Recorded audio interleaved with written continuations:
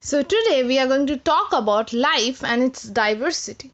So what is life? Life can be defined as the property or the quality of the living organisms that distinguishes from the dead or the non-living. Now what are the characteristics of living things? The characteristics can be classified as reproduction, metabolism, response to the stimuli, growth, movement and adaptation. So how did the origin of life on Earth came? It came by the primitive atmosphere H2O, N2, H2CO and H2S1.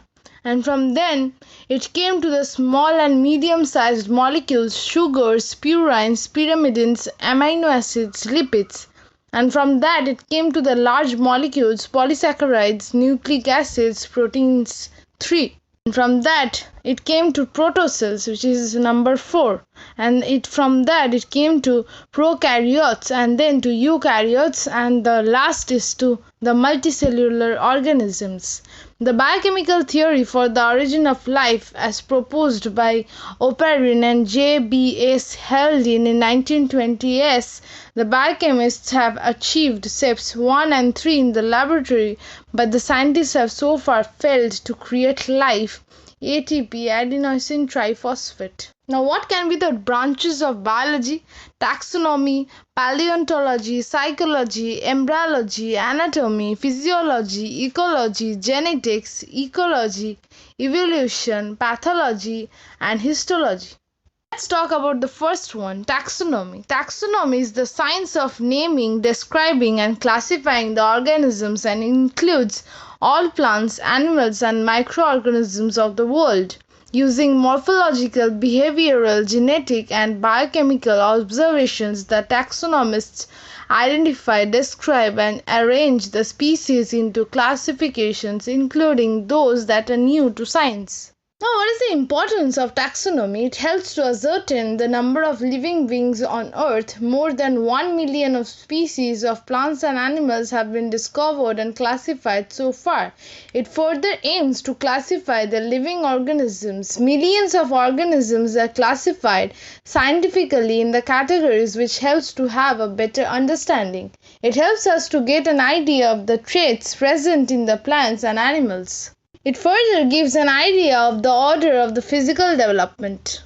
It gives an idea of the local fauna and flora, thus helping us to distinguish the endemic species. If the taxonomy is poor, studies may be conducted on different taxa but reported by the same name creates confusion.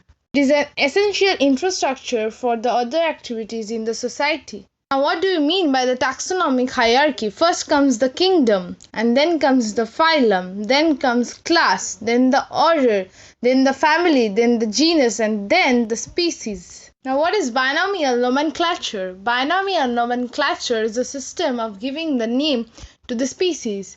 First name genus is shared with the other member of its genus, but the second name species of the organism is specific and not shared with any other genus. Carolus Linnaeus invented the modern system of binomial nomenclature. You can see that there is a picture given of Carolus Linnaeus. Now, what can be the rules of binomial nomenclature? First, there exist two parts of a name.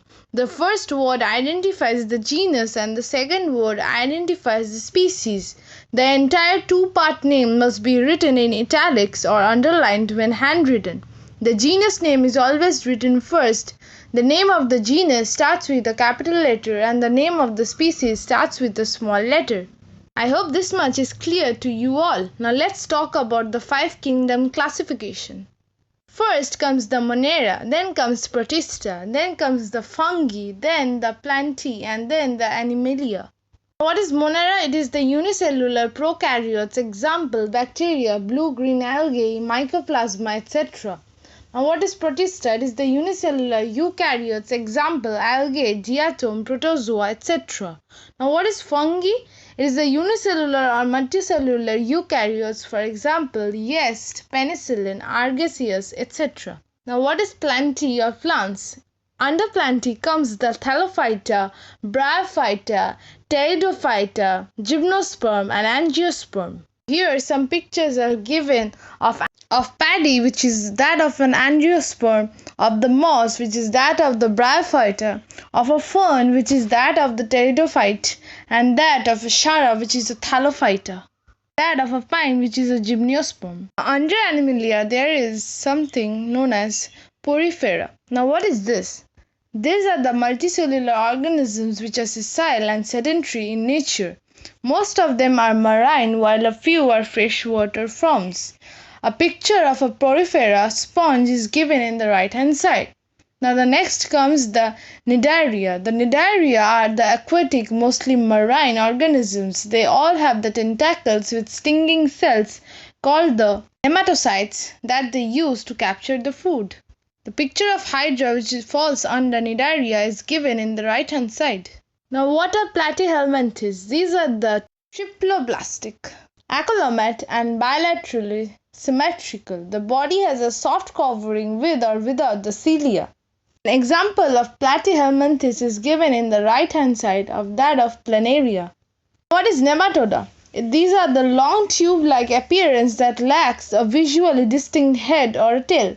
Presence of the cuticle. A round worm is an example of nematoda given in the right hand side of the slide. Now what is annelida? The annelids are the coelomate and the triploblastic. The body is segmented. Example of annelida is that of a earthworm.